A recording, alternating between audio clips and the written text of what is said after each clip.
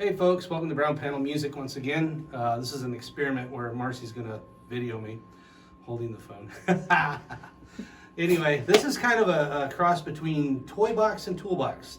I remember in the earlier episode for Toolbox, I was showing the main part of my drum kit. And I was gonna talk about all the other doodads and gadgets and hoo-ha that I got. Dad term. But I also, this one's going to be about my cymbals, but then I also want to do Toolbox, which is to show why I use these particular cymbals, why they're set up the way they are, and some changes I've made over the past couple of years in particular. So what I have is, best I can remember, because I keep these things so clean, sometimes the lettering comes off. I'm going to start with the most important thing to me is a good ride cymbal and a good set of hi-hats that complement each other. Now these particular hi-hats, as best I can remember, I bought these back in 1998, so... Can we see them? They're there. Can you see them? These are either Sabian AA Studio hats or AAX Studio hats. I don't really remember. It's been so freaking long. I'm going to say they're AA Studio hats, but I bought these right before I went on tour with Bill Morganfield, which I mentioned earlier. They've been great. I've had them for 20-something years now.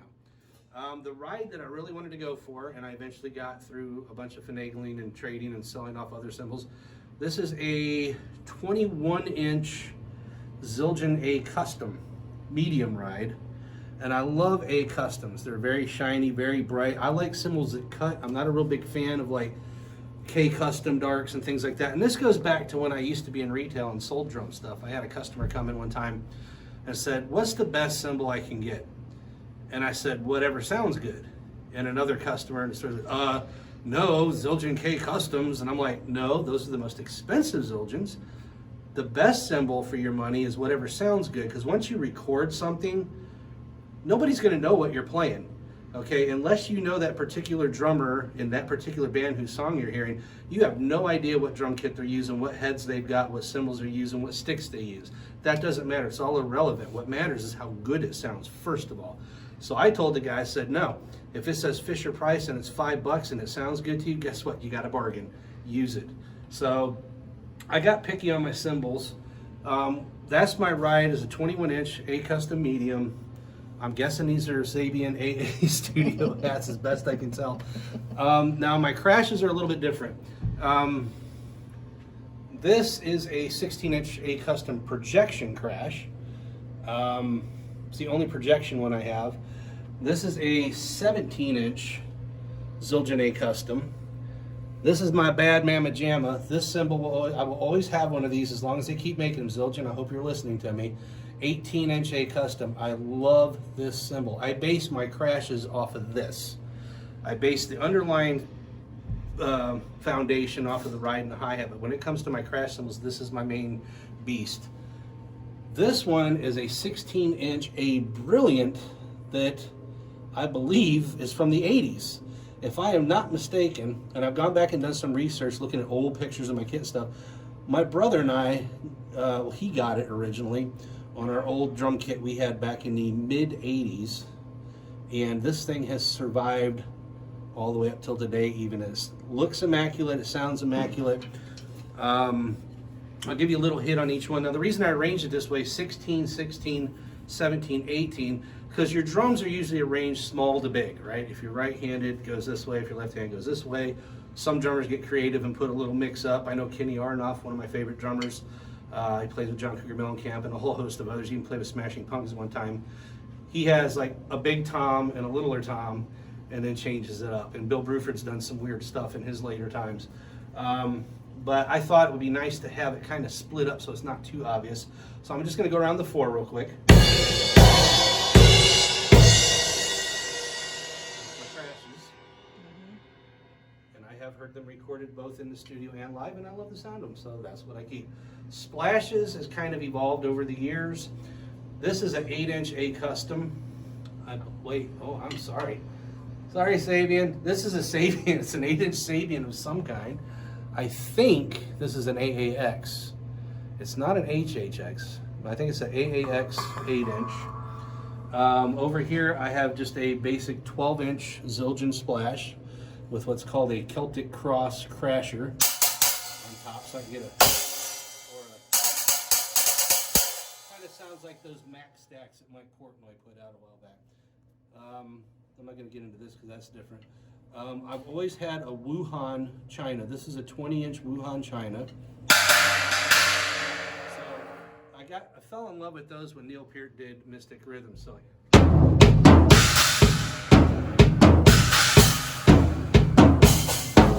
whatever, playing it totally wrong, but it's been a couple hundred years. I've always loved the sound of it. When it's recorded right, it sounds like air brakes on a big truck. My 10-inch splash has gone through some changes. It was a Sabian at once. I think it may have been a Zildjian at one time. The last it was a Sabian HHX like Evolution, Dave Weckl series, but it started to crack around the bell. And as a Christmas gift one year, my brother bought me this Bliss. I can't read the name because I don't have my glasses and I'm really old. But, Dream series cymbals. This is a Bliss 10-inch splash. And it pretty much matched what that 10-inch Sabian was. The 10-inch Sabian I had a very airy sound to it, like a kind of a. Whereas you hear this is a lot brighter, a lot more defined. This one's a little more. There's a little bit more of a floating kind of sound to it. So that's my cymbal setup. But now getting to the Toolbox reason of why I have these cymbals and why they're the way they are. These actually were a little bit higher, my crashes were. That was back when I was younger and had more agility. Hit higher. And I always have my cymbals usually about forehead height. And I keep my splashes a little bit below that and then everything else. I have kind of a 3-tier system here. Just because it's a little easier to work with. And I know if I get to a certain altitude with my stick, what I'm going for. I'm not going to miss something and hit something else. Usually. Shut up. I know what you're about to say, but no, you'll just drop a stick. Yeah, that's why I got a stick bag over here. I have my cymbals angled like they are, a little bit in, and I know a lot of drummers tend to do lots of things. Some have them really low and flat, some have them really high, some of them have the old metal guys, used to have them really high and flat. I didn't care for that because I saw too many of my drumming friends back in the 80s breaking sticks, cracking cymbals. And that's because they're going just, Thor right into the thing on the edge. And when you're hitting right on the edge, you're chewing your sticks up, you're damaging your cymbals, you're taking a lot of impact in your muscles and your bones too, and you're going to wind up hurting yourself. There's a particular technique with the fingers, which is more of a flick. And how I describe that to a lot of my drum students is the difference between martial arts and boxing. More of a flick, a hit, you're on and off, real quick instead of trying to go through it. You don't want to do that. Even with drums, you don't want to pound straight through the head. You want to kind of hit it and get off of it. Very similar to what many years later, after I was already doing it, Peart described it in his work in progress as orbits, circles, but mine's more like a V. I come down, I hit it, and I come off. So this helps me with the cymbals to hit in a flick motion going across the cymbal.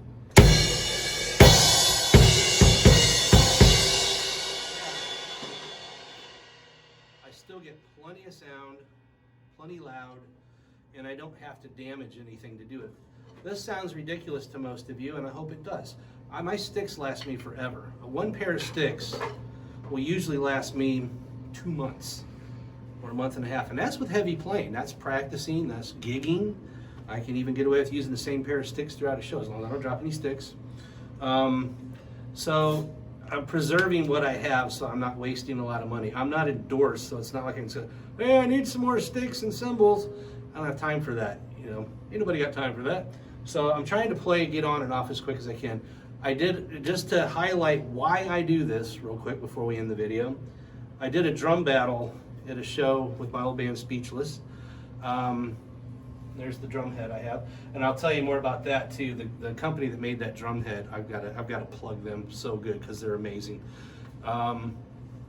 This particular gig when I was with Speechless, we had to have everybody's stuff on the one stage at the same time. We were playing, then they played, then they took a break, and then they played a second set. The drummer and I had our kits up, mine was here, his is over there. Everybody kept yelling, drum battle, and I'm not that kind of guy. I don't like to compete. Picasso's one thing, Salvador Dali's another. Let him be. And this guy was a very heavy, hard-hitting, thrashy drummer. Had a Joey Jorgensen Pearl kit, big baseball bat sticks, and just he played very hard.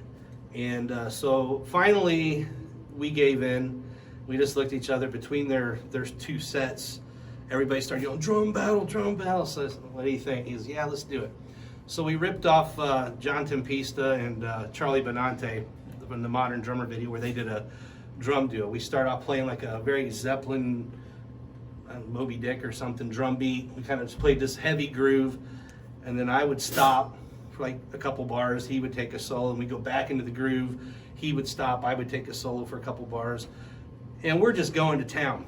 And we had a blast. And when we got done, he came up to me and goes, I don't get it.